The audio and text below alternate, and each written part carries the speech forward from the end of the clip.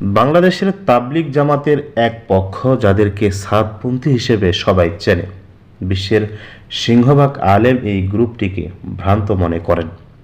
তো এই সাতপন্থীরা নিজেদেরকে হক প্রমাণের জন্য প্রায়শই একটা মিথ্যা তথ্য প্রচার করে থাকে যে আফগানিস্তানের তাবলিগ জামাত নাকি দিল্লির সাদ সাহেবের এমারতে চলে।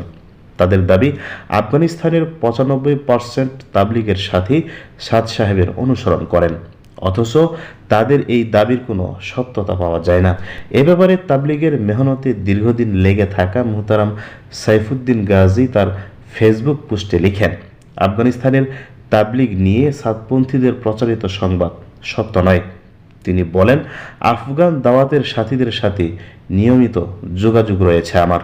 হোয়াটসঅ্যাপ মেসেঞ্জারে কথাবার্তা হয়, এমনকি বিগত বছরগুলোতে আফগানিস্তানের শুরাই ইজতেমায় শরিক ছিলেন এমন একজন নির্ভরযোগ্য দায়ীর সাথে দীর্ঘ আলোচনায় নিশ্চিত হয়েছি এবং আফগান তাবলিগি সাথীরা আমাদের নিশ্চিত করেছে যে আফগানিস্তানে মাত্র 5 থেকে 10% সাথী নিজামুদ্দিনের মাথা হাতে চলে এবং মাওলানা সাদকে অনুসরণ করে।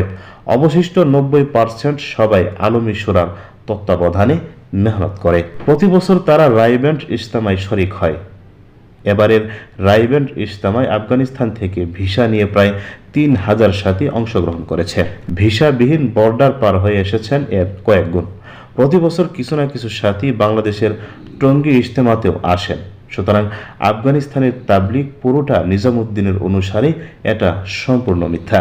উল্লেখ্য, ভূগোল, ধর্ম, রাজনীতি, সাংস্কৃতিকভাবে আফগানিস্তান যেভাবে পাকিস্তানের সংলগ্ন ও নিকটবর্তী ভারতের নয়, তেমনি তাবলিগের মেহনতের ক্ষেত্রেও আফগান তাবলিগ পাকিস্তানের রাইব্যান্ড মার্কাজের সাথে জড়িত, নিজামুদ্দিনের সাথে নয়। আগেও কখনো আফগান তাবলিগ নিজামুদ্দিনের অধীনে ছিল না। বর্তমানে আফগানিস্তানের অবস্থা হলো, দেশের 32টি প্রদেশের মধ্যে 31টি প্রদেশের মেহনত শুরার নিয়ন্ত্রণে এবং 13টি প্রাদেশিক মার্কাজের মধ্যে 12টি শুরার অধীনে। এগুলো পরিচালনা করেন শুরার অধীনে থাকা হযরত উলামায়ে কেরাম। শুধুমাত্র নানগাহারের রাজধানী জালালাবাদের বৃহৎ কেন্দ্রীয় মার্কাজটি সাতপন্থীদের অধীনে। এটা ওদের দখলে যাওয়ার অন্যতম কারণ আফগান ওয়াসিফ ভাই খান জামানের এলাকা এই জালালাবাদ। স্থানীয়ভাবে তিনি বেশ প্রভাবশালী এবং পশতুন নেতা। গনি সরকারের বেশ ঘনিষ্ঠ লোক ছিলেন তিনি। তার বহু ব্যক্তিগত অনুসারী রয়েছে। গত বছর খান জামান মারা যাওয়ার পর তার অল্প বয়সী ছেলে মোহাম্মদ আগাকে তাদের আমির ঘোষণা করা হয়।